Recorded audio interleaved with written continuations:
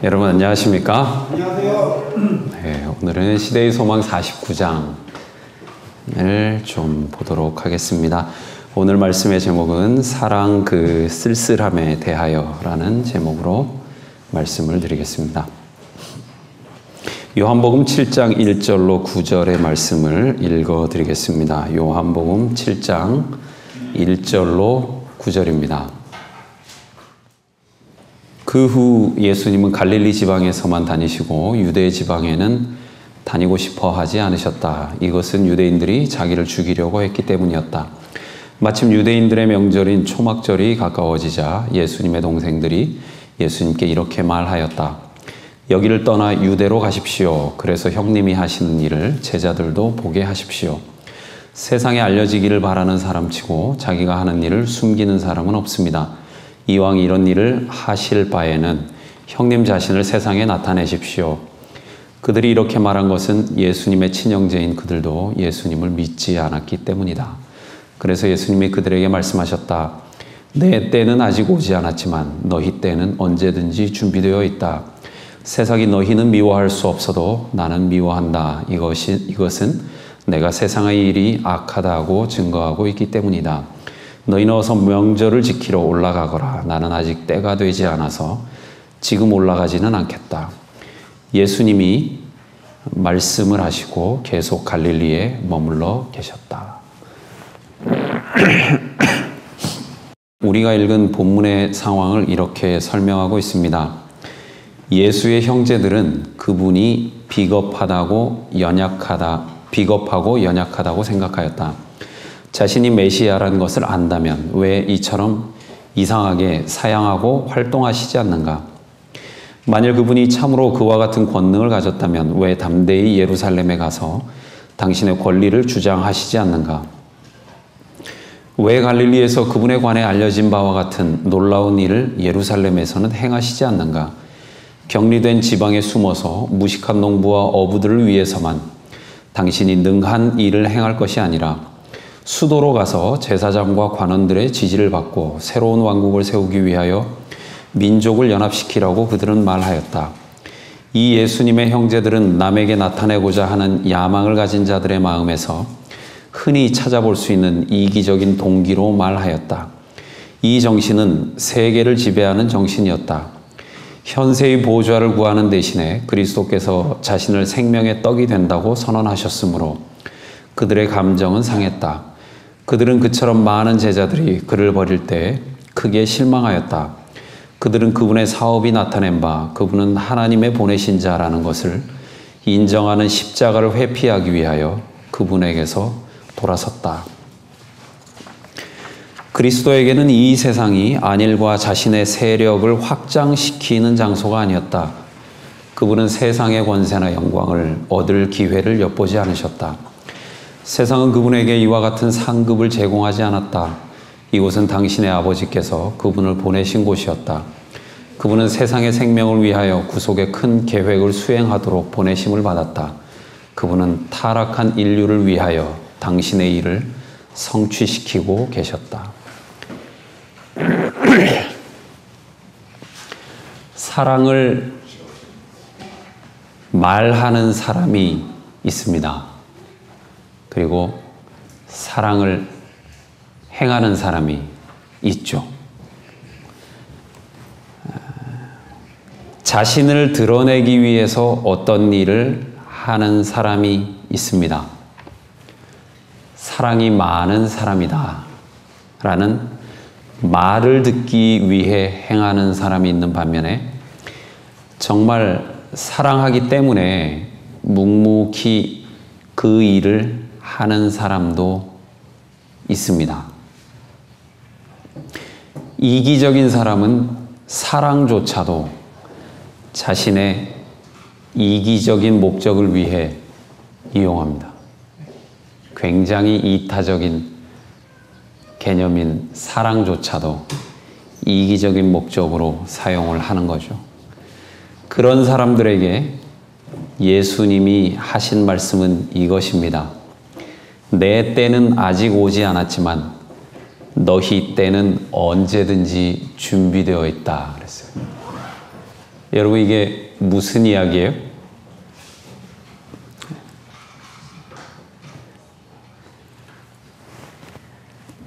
자기 때는, 네, 제가 잠시 앰프 조작을 좀 하겠습니다. 바쁘네요.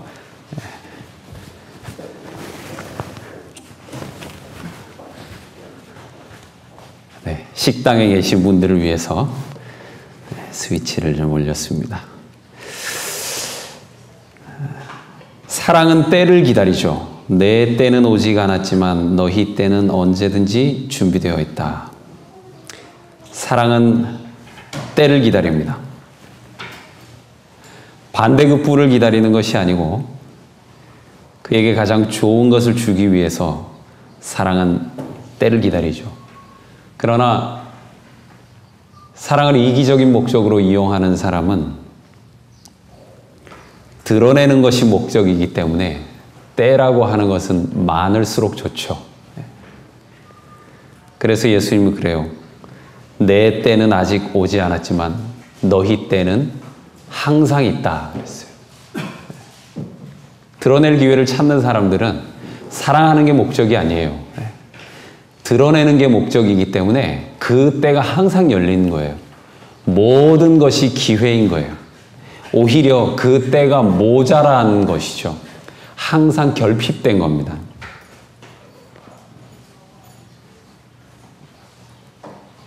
이기적인 사랑은 그저 드러내는 것이 목적이기 때문에 항상 드러낼 때만을 찾는 것입니다. 팽목항에 구름대처럼 모인 정치인들처럼 말입니다. 그래서 예수님은 초막절에도 기자를 대동하지 않고 조용하게 예루살렘에 올라갑니다.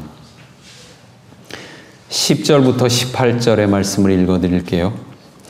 동생들이 명절을 지키러 올라간 후에 예수님도 올라가셨으나 사람들의 눈에 띄지 않게 몰래 가셨다. 명절이 되자 유대인 지도자들이 예수님이 어디 있느냐고 물으며 찾아다녔다. 그리고 군중들 가운데서 쑥덕거리는 소리가 많이 들렸다. 어떤 사람은 그는 좋은 사람이다 하였고 또 어떤 사람은 아니야, 그는 백성을 속이고 있어 하였다. 그러나 유대인 지도자들을 두려워하여 아무도 예수님에 대해서 터놓고 말하는 사람이 없었다. 명절 기간이 거의 절반쯤 지났을 때 예수님은 성전으로 올라가 가르치기 시작하셨다. 그러자 유대인 지도자들은 제대로 공부한 사람도 아닌데 어떻게 저렇게 많은 것을 알고 있을까 하고 말하며 신기하게 여겼다. 그때 예수님이 이렇게 말씀하셨다. 내 교훈은 내 것이 아니라 나를 보내신 분의 것이다. 누구든지 하나님의 뜻을 실천하고자 하면 내 교훈이 하나님에게서 온 것인지 내가 마음대로 말한 것인지 알게 될 것이다. 자기 마음대로 말하는 사람은 자신의 영광만을 추구하지만 자기를 보내신 분의 영광을 위해 일하는 사람은 진실한 사람이다. 그런 사람에게는 거짓이 있을 수 없다. 유대 종교 지도자들에게 하나님의 뜻이 중요했습니까? 하나님의 뜻이 중요했어요? 자신의 뜻이 중요했어요? 자신의 뜻이 중요했습니다. 그들에게는 제대로 공부한 사람이냐 하는 것보다는 제대로 된 학위를 가지고 있느냐가 중요했어요. 사람들이 인정하는 사회적인 자격을 취득했느냐 하는 질문이 중요했습니다. 그들에게는요, 거룩한 하나님의 뜻을 추구하기 위해서 공부한 것이 아니고 자신의 영광을 추구하기 위해서 그저 하나의 사회적인 자격을 획득한 것이죠. 진리에 대한, 삶에 대한 진실함은 그들의 관심사가 아니었습니다. 그들에게는 그저 자신의 영광이 중요했던 것이죠. 참 씁쓸해지는 장면입니다. 예수님은 이 땅에 사람들을 사랑하기 위해 왔는데 가장 신앙적인 사람들, 가장 신앙적이어야만 하는 사람들, 가장 하나님을 사랑한다고 자신 있게 말하는 사람들이 예수님과 가장 거리가 먼 사람들이었습니다. 시대의 소망 후반부까지 이런 슬픈 장면이 계속 되풀이돼요. 저는 그래서 이 초막절이라는 이 시대의 소망 장을 읽으면서 양희은의 노래가 생각이 났습니다. 사랑 그 쓸쓸함에 대하여 란 노래죠. 다시 또 누군가를 만나서 사랑을 하게 될 수 있을까? 그럴 수는 없을 것 같아. 도무지 알 수 없는 한 가지 사람을 사랑하게 되는 일, 참 쓸쓸한 일인 것 같아. 사랑이 끝나고 난 뒤에는 이 세상도 끝나고 날 위해 빛나던 모든 것도 그 빛을 잃어버려. 누구나 사는 동안에 한번 잊지 못할 사람을 만나고 잊지 못할 이별도 하지. 도무지 알 수 없는 한 가지 사람을 사랑한다는 그 일, 참 쓸쓸한 일인 것 같아. 사랑의 감정이 헤어진 다음에도 조금 남아 있었나 봐요. 그래서 이 사람은 사랑을 쓸쓸한 일인 것 같다고 말합니다. 사랑이 없는 제가 보기엔 씁쓸함이죠. 예수의 형제들이 그랬고 유대 종교 지도자들이 그랬습니다. 제가 보기엔 굉장히 씁쓸한 장면이에요. 그리고 예수님이 보기에 자신도 그랬고 그들도 무언가 많이 쓸쓸했는지도 모르겠습니다. 사랑의 종교를 추앙한다는 사람들이 자기가 믿는 신에 대해서조차 제대로 파악하고 있지 못했다는 겁니다. 물론 하나님을 제대로 파악하는 게 가능한 일은 아니겠죠. 그러나 너무도 이상하게 생각을 하고 있었다라는 거죠. 힌두의 신 인드라가 있어요. 그는 100번의 희생제를 드려서 신들의 제왕이 되었다고 합니다. 그가 희생제를 드린 이유는 더 강한 존재가 되기 위함이었어요. 그가 희생한 이유는 희생하고 싶어서가 아니었어요. 희생제를 드려서 남보다 더 강한 존재, 강한 신이 되는 게 목적이었어요. 고대 바빌론 신화에 홍수 이야기가 나온다 그래요. 홍수가 인간들을 다 쓸어버리니까 신에게 제물을 드릴 인간들이 없어요. 그래서 신들이 배고픔과 갈증에 시달려요. 되게 재미있죠? 그런데 그 홍수 후에 살아남은 아트라하시스라고 하는 사람이 있어요. 성경의 노아 같은 사람인가 봐요. 이 사람이 희생제물을 바쳐요. 그랬더니 굶주렸던 신들이 파리떼처럼 그 아트라하시스가 드렸던 그 제물, 그걸 먹어치우려고 파리떼처럼 모여들었다 그래요. 그게 고대 바빌로니아 신화에 나오는 홍수 설화라고 합니다. 이렇게 신화에 나오는 신들의 존재 방식, 그것은 그 당시에 사람들이 살았던 사람들의 삶의 방식이었나 봐요. 그래서 신들의 이야기를 빌려서 자기들의 이야기를 했던 것 같아요. 그 역사는 어쩌면 지금도 나에 의해서 되풀이되고 있는지도 모릅니다. 그런데 하나님은 어땠어요? 여러분, 우리가 믿는 야훼 하나님은 어떤 분입니까? 인드라 같은 하나님이에요? 더 강한 존재, 더 예배받아야 하는 존재가 되기 위해서 마음에도 없는 희생제를 100번을 드리는 인드라. 아니면요, 인간들의 희생제물, 그것 때문에 신앙이라고 하는 제도, 제사라고 하는 형식을 만들어내는 그런 고대 바빌로니아의 신들입니까? 내가 믿는 여호와 하나님은 도대체 어떤 분이에요? 시편 50편 12절 13절에 이런 말씀이 있어요. 내가 가령 줄여도 배고파도 내게 이르지 않을 것은 세계와 거기 충만한 것이 다 내 것이미로다. 내가 수소의 고기를 먹으며 염소의 피를 마시겠느냐? 내가 배고파 죽어도 니들 재물 그거 먹으려고 허겁지겁 막 파리떼처럼 몰려들지는 않겠다는 겁니다. 나는 재물 먹고 사는 신이 아니야.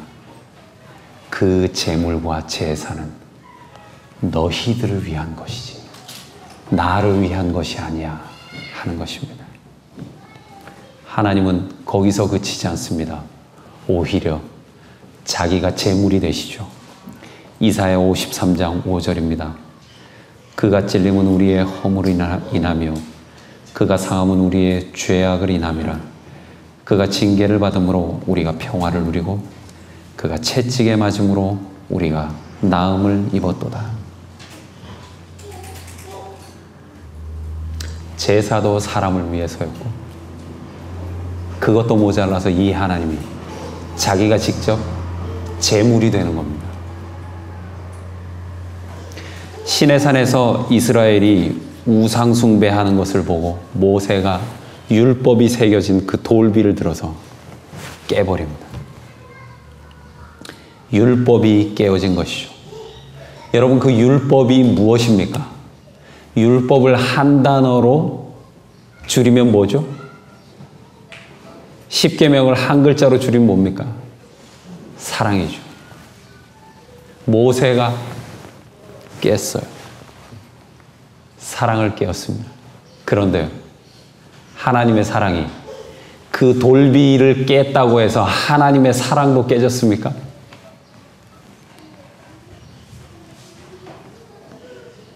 모세가 보기엔 그랬어요. 야, 이거 이래가지고 관계가 유지가 되겠나? 네? 하나님은 사랑하는데 인간들은 정반대의 길을 가는 거예요. 이건 이래가고 관계가 유지 안 된다. 그래 깨버린 거죠. 그런데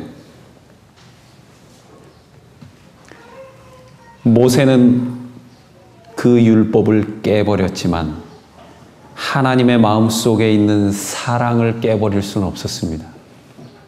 정상적으로 하자면요, 우리가 하는 방식, 우리가 이 사회생활 하면서 인간관계를 맺는 방식, 심지어 교회에서 맺는 신앙하는 사람들 간의 관계조차도 이렇게 되면 깨어지기가 십상해요. 그런데요, 인간들은 하나님의 마음속에 있는 사랑을 깰 수 없었습니다. 인간들이 깨어버린 것은 사랑이 아니고 사랑이라는 글자였죠. 인간들이 집착하는 그 사랑이라고 하는, 혹은 사랑의 발현물인 계명이라고 하는 그 글자입니다. 그 글자는 깰 수 있었지만 하나님의 마음속에 있는 사랑은 깰 수 없었어요. 왜 깰 수 없었는 줄 아세요? 하나님은 사랑을 위해서 자신을 깨어버리기 때문에 그렇습니다. 인간은 자신을 위해 약속을 깨고요, 율법을 깨죠. 그러나 하나님은 그 약속을 위해 자신을 무참하게 깨어버립니다. 사랑 안에서 자기가 복종하는 것이죠. 사랑 안에서 무릎 꿇는 겁니다. 세월호 사고가 난 그날 16일 오전 9시 42분에 세월호 3층 중앙 로비를 촬영한 사람이 있었죠. 30명 정도의 승객 가운데 일부는 구명조끼도 입지 못한 채 기울어진 선체 바닥에 기대어서 간신히 몸을 가누고 있었다고 합니다. 식당칸 너머로는 세월호가 이미 바닷물 속으로 잠겨가는 상황이었다고 하고요. 선장을 비롯한 선원들이 세월호를 버리고 탈출한 시점이었다고 합니다. 그런데요, 거기에 구명조끼를 입지 않고 구명조끼를 손에 들고 울고 있는 한 아주머니가 있었대요.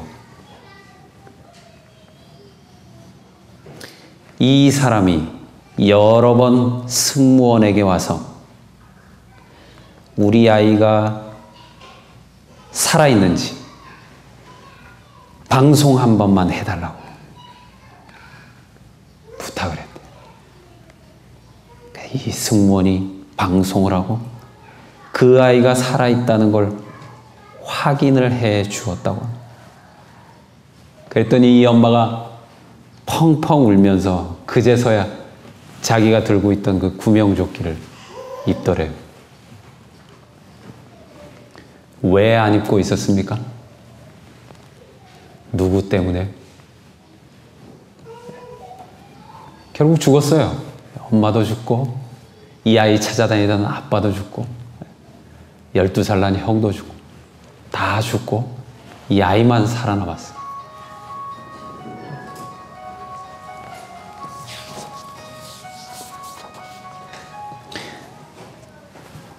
무책임했던 선장과 선원들, 그리고 무한 책임주의였던 엄마. 그 차이는 직업의 차이나 직급의 차이가 아니었습니다. 사랑의 차이였죠. 계약에 묶인 관계, 돈으로 묶인 관계, 아니면 의무로 묶인 관계, 그 관계는 절대절명의 순간 앞에서 얼마나 그 굳건해, 평소에는 그렇게 굳건해 보이던 그 관계가 썩은 새끼처럼 얼마나 쉽게 깨어질 수 있는지 보여주는 사례입니다. 엄마는 자신의 아이를 사랑하기 위해 계약서를 쓰지 않습니다. 죽음으로 그 계약서, 피의 계약이라고 하는 것을 보여주는 것이죠. 이때에도 두 부류의 사람들이 있었어요. 하나님을 쓸쓸하게 만드는 사람들이 있었단 말입니다. 외형적으로는 굉장히 시끄러웠어요. 정말 화려했습니다. 그렇지만 그곳에는 형식만 있었고 진정한 영혼의 만족은 없었대요. 화이트인이 이렇게 썼어요. 그들은 계속되는 성대한 의식과 축제 현장에 참여하였으며 저희의 눈은 빛과 색채로 현혹되었고 저희의 귀는 아름다운 음악으로 매우 즐겁게 되었지만 이 모든 의식들 가운데 심령의 결핍을 채워주거나 쇠하지 않을 영혼의 갈증을 만족시켜주는 것은 아무것도 없었다. 예수께서는 영혼의 필요를 아셨다.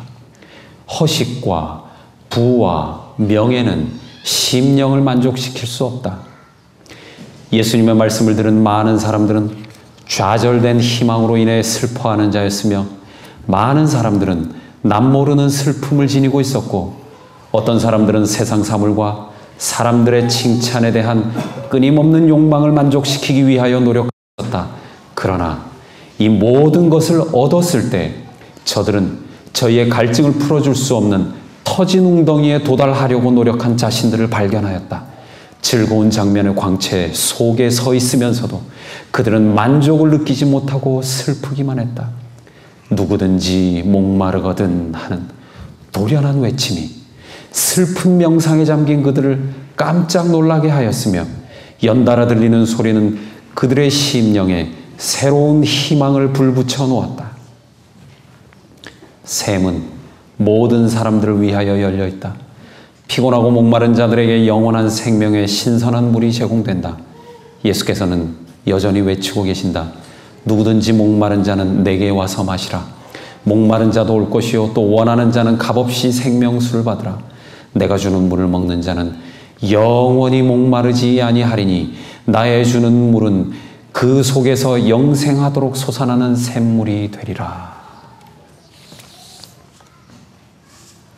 형식은 사람에게 만족을 줄 수 없습니다. 그 형식이 아무리 외형적으로 보기에 화려할지라도 말입니다. 여러분, 이 땅에 있는 어떤 인간이 여러분들의 마음속에 만족을 주겠습니까? 심지어 그 사람이 성직자나 성자라고 할지라도 말입니다. 예수님을 참으로 바라보아야 합니다. 그리고 그 안에서 나는 생수를 마시는 사람들이 되어야 합니다. 오늘 그런 안식일이 되시기를 바라면서 말씀을 줄이겠습니다. 하나님 아버지, 감사합니다. 저희들에게 안식을 주신 것, 그리고 평강을 주시는 것 감사합니다. 이 좋은 안식일에 안식을 누리지 못하고 고통당하는 주의 자녀들이 있습니다. 그들을 먼저 위로하여 주시고 그들에게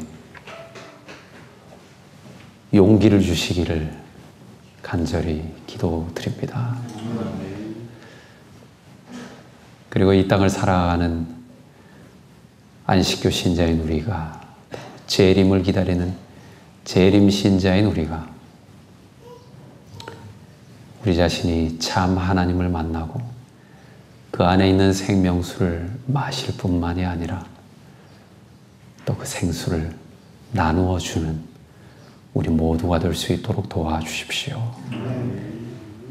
예수 그리스도 이름으로 기도드립니다. 아멘.